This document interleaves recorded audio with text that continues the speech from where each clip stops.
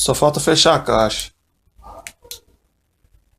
Lanterna simulando o sol.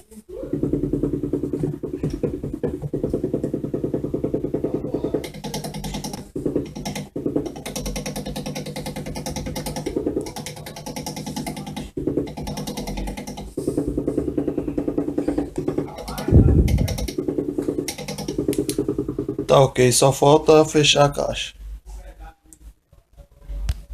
Aqui tá o projeto de TCC, pessoal, da Play. Ele está em paralelo com a janela, que está mandando maior intensidade luminosa. Veja, quando eu coloco sombra, ele tenta sair da sombra.